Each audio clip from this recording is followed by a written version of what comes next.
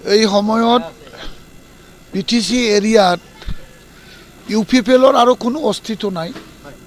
UPPL দল ত্যাগ কৰি আজি বিপিএফত দলে দলে যোগদান কৰি আছে আৰু বহুত সময় আছে, এতিয়াও বহুত মানুহ মানে আহিবলৈ আৰু মানে আমাক প্ৰস্তাৱ আগবঢ়াই আছে। লাহে লাহে আমি সব মানে 22 তাৰিখৰ আগত 20 তাৰিখ ছেপ্টেম্বৰত বিটিচিত আৰু ইউপিপিএল আমি নাৰাখোঁ।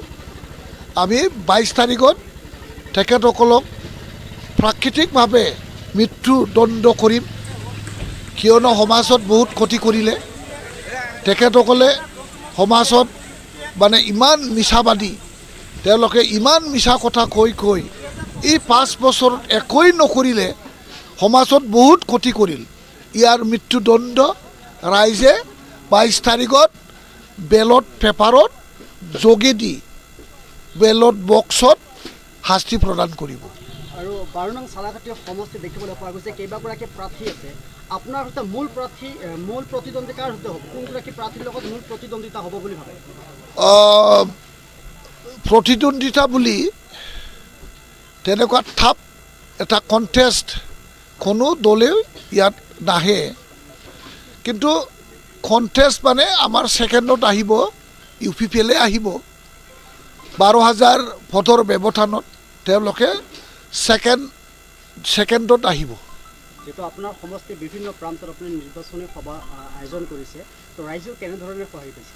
ৰাইজৰ একদম 100% আশীৰ্বাদ পাই আছোঁ।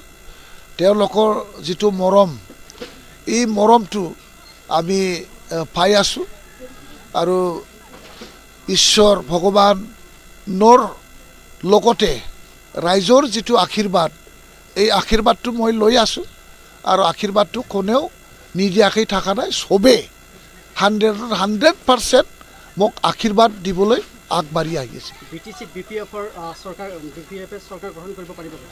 একদম 100% চৰকাৰ গঠন কৰিব পৰা যিটো সংখ্যা লাগে, ইয়াতকৈ 3-4টা চিট আমি বেছি পাম।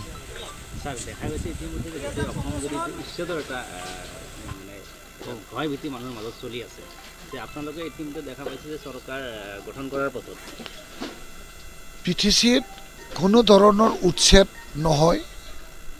আমাৰ 2003 চনৰ 10 ফেব্ৰুৱাৰীত যিটো চুক্তি, এই চুক্তিতেই লিখা আছে যে 2003 চনৰ 10 ফেব্ৰুৱাৰী ইয়াৰ আগত পৰা যিসকলে বসবাস কৰি আছে তেখেতসকলে সকলোৱে বিটিচিবাসী আৰু বিটিচিবাসী হিচাপে বিটিচিত চাই যেনেকৈ য'ত যেনেকৈ আছে তেনেকৈ মানে বসবাস কৰি থকাৰ অধিকাৰটো আছে।